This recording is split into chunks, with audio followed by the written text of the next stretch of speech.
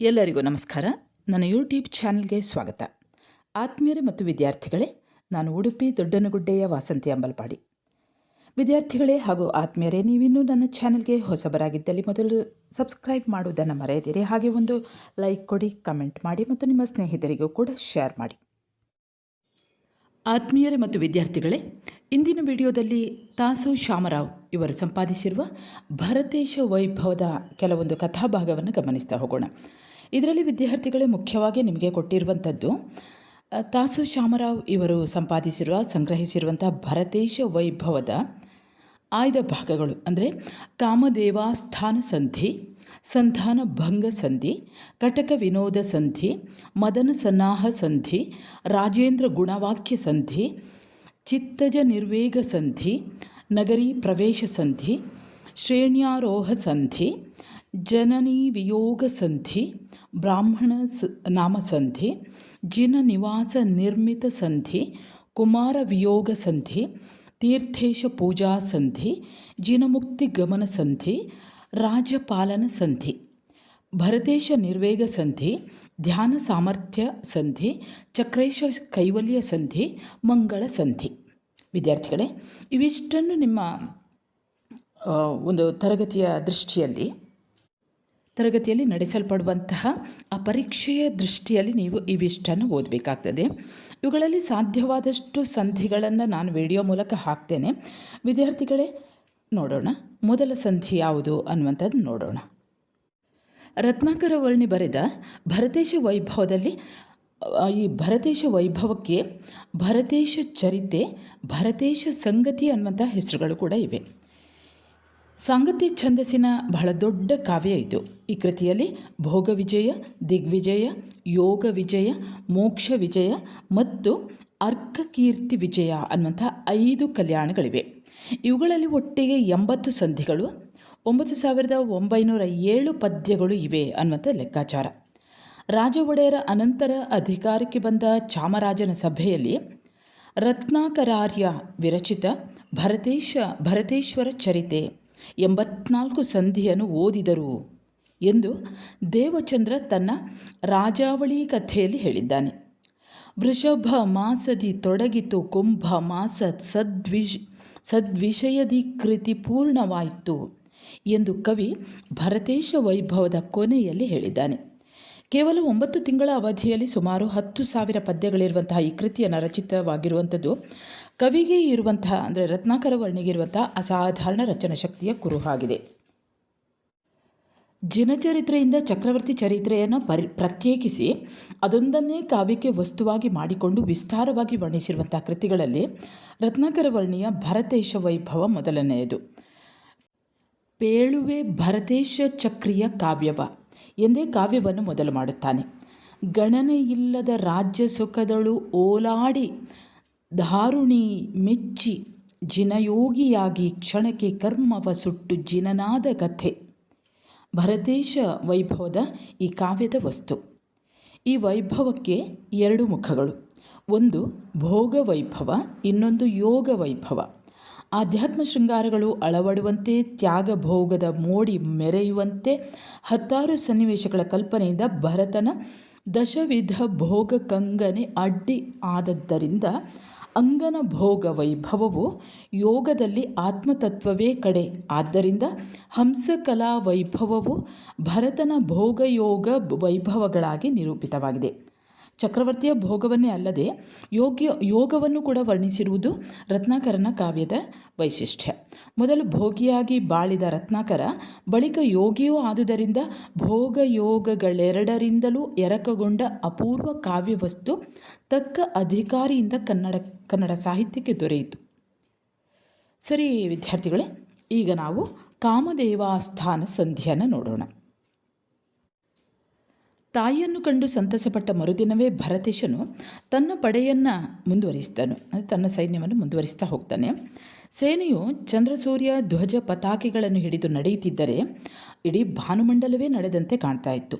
ಹೀಗೆ ಚಕ್ರರತ್ನವನ್ನು ಮುಂದಿಟ್ಟು ಸೇನಾಪಡೆಯ ಪ್ರಯಾಣ ಸಾಗುತ್ತಿರಲು ಪೌದನಾಪುರ ಬಂದದ್ದೇ ತಡ ಚಕ್ರರತ್ನ ತಾನು ಮುಂದೆ ಸಾಗುವುದಿಲ್ಲ ಎನ್ನುವ ಹಾಗೆ ತಟಕ್ಕನೆ ನಿಂತು ಬಿಡ್ತದೆ.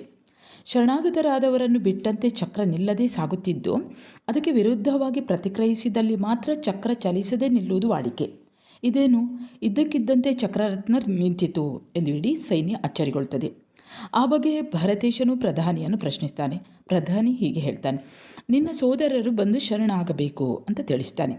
ತಕ್ಷಣ ಭರತನು ತನ್ನ ಸೋದರರಿಗೆಲ್ಲ ಓಲೆಯನ್ನು ಅಟ್ಟಿದ, ಅಂದರೆ ಪತ್ರ ಬರೀತಾನೆ. ಬಾಹುಬಲಿಯನ್ನು ಉಳಿದಂತೆ ಪತ್ರವನ್ನು ಓದಿದ ಎಲ್ಲ ಸೋದರರು ತಂದೆ ಕೊಟ್ಟ ಉಂಬಳಿಯಲ್ಲಿದ್ದು ಇನ್ನೊಬ್ಬರ ಗುಲಾಮಗಿರಿಯಲ್ಲಿ ಇರಬೇಕಾದ ಅನಿವಾರ್ಯತೆಯನ್ನು ಮನಗೊಂಡು ಹಾಗೆ ಬಾಳಲು ಇಚ್ಛಿಸದೆ ಮುನಿದೀಕ್ಷೆ ತೊಟ್ಟು ಕೈಲಾಸಗಿರಿಗೆ ತೆರಳಿದರು. ಅಂದರೆ ತಂದೆ ಕೊಟ್ಟಂತಹ ಈ ಆಸ್ತಿ ಇದ್ದರೂ ಕೂಡ ಇನ್ನೊಬ್ಬರ ಗುಲಾಮಗಿರಿ, ಅಂದರೆ ಭರತೇಶನ ಗುಲಾಮಗಿರಿಯಲ್ಲಿ ಬದುಕಬೇಕಲ್ಲ ಅಂತ ಅವ್ರು ನೊಂದುಕೊಂಡು ಅವರೇನು ಮಾಡ್ತಾರೆ, ಎಲ್ಲವನ್ನೂ ಭರತೇಶನಿಗೆ ಕೊಟ್ಟು ಅವರು ಸೀದಾ ದೀಕ್ಷೆಯನ್ನು ಪಡ್ಕೊಂಡು ಮುನಿ ದೀಕ್ಷೆಯನ್ನು ತೊಟ್ಟು ಕೈಲಾಸಗಿರಿಗೆ ತೆರಳ್ತಾರೆ. ವಿಷಯ ತಿಳಿದ ಭರತೇಶ ಕ್ಷಣಕಾಲ ನೊಂದುಕೊಳ್ತಾನೆ. ಅಯ್ಯೋ, ತನ್ನ ಸಹೋದರರು ಹೀಗೆ ಮಾಡಿದ್ರಲ್ಲ ಅಂತ ನೊಂದುಕೊಳ್ತಾನೆ. ಆದರೆ ತಕ್ಷಣ ಅವರ ತೀರ್ಮಾನವನ್ನು ನೋಡಿ ಅವನು ಮೆಚ್ಚಿಕೊಳ್ತಾನೆ. ಎಲ್ಲರಿಗೂ ಪತ್ರಿಸಿದ್ದರು, ಅಂದರೆ ಎಲ್ಲರಿಗೂ ಪತ್ರವನ್ನು ಹಾಕಿದ್ರು, ಬಾಹುಬಲಿಗೆ ಮಾತ್ರ ಪತ್ರ ಹಾಕೋದಿಲ್ಲ. ಭರತೇಶನೇ ಸ್ವತಃ ತನ್ನ ಮಂತ್ರಿ ದಕ್ಷಿಣಾಂಕನನ್ನು ಕರೆದು ಬಾಹುಬಲಿಯನ್ನು ಕರೆತರುವ ಹಾಗೆ ನಿರ್ದೇಶಿಸ್ತಾನೆ. ದೊರೆಯ ಮಾತಿನಂತೆ ತನ್ನ ಸೇನಾ ಸಚಿವರನ್ನು ದೂರದಲ್ಲೇ ನಿಲ್ಲಿಸಿ ಪುರವನ್ನು ಪ್ರವೇಶಿಸಿದಂತಹ ದಕ್ಷಿಣಾಂಕ ಎದುರಿನಲ್ಲಿ ಆತನ ಎದುರಿಗೆ ನಾರಿಯರು ಎದುರಾಗ್ತಾರಂತೆ. ದ್ವಾರಪಾಲಕನಾದ ಸುಮುಖನು ಕಾಮನೋಲಗಕ್ಕೆ ಅತ್ಯಂತ ಪ್ರೀತಿಯಿಂದಲೇ ದಕ್ಷಿಣಾಂಕನನ್ನು ಕರೆದೊಯ್ತಾನೆ. ಪುತ್ಥಳಿಯನ್ನು ಕೆತ್ತಿದ್ದ ಬಾಗಿಲು, ಚಿನ್ನದ ಗೋಡೆ, ಮಾಣಿಕ್ಯದ ಕಂಬಗಳನ್ನು ಹೊಂದಿದ ಓಲಗ ಶಾಲೆಯ ಹಾಸನ್ನು ಸುಗಂಧ ದ್ರವ್ಯದಿಂದ ಸಾರಿಸಲಾಗಿತ್ತು. ಹೂಗಳಿಂದ ಚಿತ್ತಾರವನ್ನು ಬಿಡಿಸಲಾಗಿತ್ತು. ದಕ್ಷಿಣಾಂಕ ಬರುತ್ತಿದ್ದರೆ ಗಿಳಿವಿಂಡುಗಳು ಭರತೇಶನಲ್ಲಿದ್ದ ದಕ್ಷಿಣಾಂಕ ಇಲ್ಲಿಗೇಕೆ ಬರುತ್ತಿದ್ದಾನೆ, ಪಂಚಶರನನ್ನು ಕಾಣುವುದಕ್ಕೆ ಇರಬೇಕು ಅಂತ ಮಾತಾಡಿಕೊಳ್ತವೆ.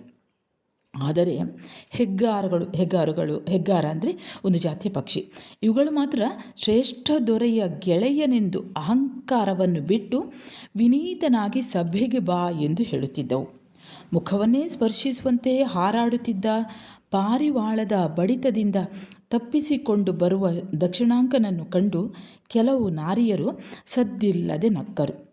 ಹೀಗೆ ಹುಡುಕುತ್ತಾ ಬಂದ ದಕ್ಷಿಣಾಂಕನು ದೂರದಲ್ಲಿದ್ದ ಮನಸಿಜನ ಹಾಗೆ ಇರುವಂಥ ಬಾಹುಬಲಿ ಈತನನ್ನು ಕಂಡು ಹೂವಿನ ಸಿಂಹಾಸನದಲ್ಲಿ ಹಂಸದ ಕೊರಳ ತುಪ್ಪಳದಿಂದ ಮಾಡಿದ ಗದ್ದುಗೆಯಲ್ಲಿ ಕುಳಿತಿದ್ದ ದೇವಲೋಕ, ಮನುಷ್ಯಲೋಕ, ನಾಗಲೋಕದ ಮೋಹನಾಂಗಗಳೇ ಪುರುಷ ರೂಪವನ್ನು ತಾಳಿದೆಯೋ ಎಂಬಂತಿದ್ದ ಪಚ್ಚೆಯ ಪ್ರತಿಮೆಯೇ ಜೀವ ತಳೆದಿದೆಯೋ ಎಂಬಂತೆ ನವರತ್ನ ಖಚಿತ ತೊಡುಗೆಗಳನ್ನು ತೊಟ್ಟಿದ್ದ ಚೆಲುವಾಂಗ ಸುಂದರನಾದ ಬಾಹುಬಲಿಯನ್ನು ದಕ್ಷಿಣಾಂಕ ನೋಡ್ತಾನೆ.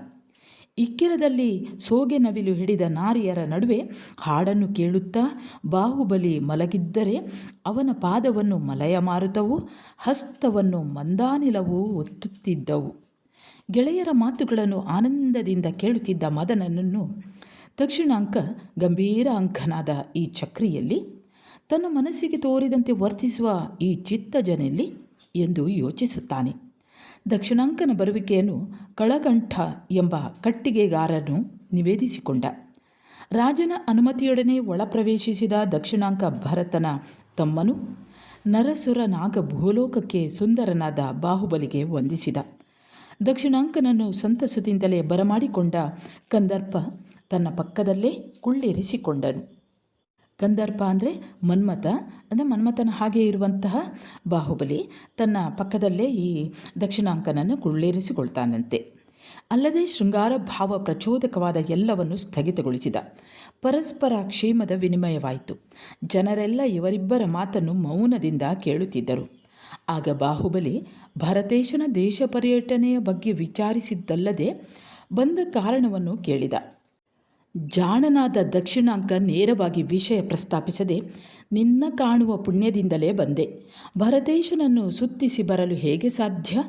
ಇಷ್ಟಕ್ಕೂ ಜಗವ ಸುತ್ತುವ ಕಾಮನೆ ಪ್ರಿಯನಲ್ಲವೇ ಎಂದು ಹೇಳುತ್ತಲೇ ತನ್ನ ಕಾರ್ಯಕ್ಕೆ ಸೂಕ್ತ ವೇದಿಕೆಯನ್ನು ನಿರ್ಮಿಸಲು ಪ್ರಯತ್ನಿಸುತ್ತಾನೆ. ಲೀಲಾಮಾತ್ರದಲ್ಲಿ ಜಗತ್ತನ್ನು ಭರತೇಶ ಗೆದ್ದ ಸಾಹಸವನ್ನು ಹೇಳಲು ಪ್ರಯತ್ನಿಸುತ್ತಾನೆ. ಅವನ ದೃಷ್ಟಿಯಲ್ಲಿ ತಮ್ಮನಾದ ಬಾಹುಬಲಿ ಬಾಣದಿಂದಲೇ 3 ಲೋಕವನ್ನು ಅಲ್ಲಾಡಿಸಬಲ್ಲವನು. ಅಣ್ಣ ಭರತೇಶನಾದರೂ ತನ್ನ ಸೇನೆಯಿಂದಲೇ ರಾಜರ ಅಹಮ್ಮನ್ನು ಮದಿಸಬಲ್ಲಂಥವನು. ಇಂಥ ಅಗ್ರಗಣ್ಯರ ಸೇವೆಯಲ್ಲಿ ನಿರತರಾದವರು ತಾವು ಎಂಬುದಾಗಿತ್ತು. ಆತನ ಮಾತಿನ ಮೋಡಿಯನ್ನು ಎಲ್ಲರೂ ಒಪ್ಪಲು ಬಾಹುಬಲಿಯೂ ಕೂಡ ಮಂತ್ರಿ ಪ್ರಣಯಚಂದ್ರನಲ್ಲಿ ದಕ್ಷಿಣನ ಚಾತುರ್ಯದ ಬಗ್ಗೆ ಮೆಚ್ಚುಗೆ ಸೂಚಿಸಿದ. ಆ ಪ್ರಣಯಚಂದ್ರನಾದರೂ ಇರುವ ಗುಣವನ್ನೇ ಅವನು ಹೇಳಿದ್ದಾನೆ. ನೀನು ಅತಿ ದಕ್ಷನಾದರೆ ನಿನ್ನಣ್ಣ ಅತಿ ಶ್ರೇಷ್ಠನು. ಇದರಲ್ಲಿ ಉಪಚಾರದ ಮಾತೆಲ್ಲಿದೆ? ಸೂರ್ಯಚಂದ್ರನನ್ನು ಲೋಕ ಬಣ್ಣಿಸುವ ರೀತಿಯಲ್ಲಿದೆ ಎಂದೇ ಸಮರ್ಥಿಸಿದನು. ಮಾತುಗಾರಿಕೆ ಪರಸ್ಪರ ಮುಂದುವರಿಯುವುದನ್ನು ಮನಗಂಡಂತೆ ಮಂತ್ರಿ ದಕ್ಷಿಣಾಂಕನ ಪ್ರಯಾಣದ ಆಯಾಸವನ್ನು ಮುಂದಿಟ್ಟು ಓಲಗವನ್ನು ಮುಕ್ತಾಯಗೊಳಿಸಿದ. ಬಾಹುಬಲಿಯು ಉಡುಗೊರೆಯನ್ನು ಇತ್ತು ಅತಿಥಿ ಸತ್ಕಾರ ಮಾಡಿದ್ದಲ್ಲದೆ ದಕ್ಷಿಣಾಂಕನ ಜೊತೆಗೆ ಬಂದ ಪಡೆಯ ಕ್ಷೇಮವನ್ನು ನೋಡಿಕೊಳ್ಳುವಂತೆ ಮಂತ್ರಿಗೆ ಹೇಳಿ ದಕ್ಷಿಣಾಂಕನನ್ನು ಆ ದಿನ ಬೀಳ್ಕೊಟ್ಟನು. ವಿದ್ಯಾರ್ಥಿಗಳೇ, ಇಲ್ಲಿಗೆ ಕಾಮದೇವ ಆಸ್ಥಾನ ಸಂಧಿ ಮುಕ್ತಾಯವಾಗ್ತದೆ. ಮುಂದಿನ ವಿಡಿಯೋದಲ್ಲಿ ಸಂಧಾನ ಭಂಗ ಸಂಧಿ ಇದನ್ನು ಹಾಕ್ತೇನೆ, ಕಾಯ್ತಾ ಇರಿ. ಮುಂದೆ ಹೊಸ ವಿಷಯದೊಂದಿಗೆ ಮತ್ತೆ ಬರುತ್ತೇನೆ. ಅಲ್ಲಿಯವರೆಗೆ ನಮಸ್ಕಾರ.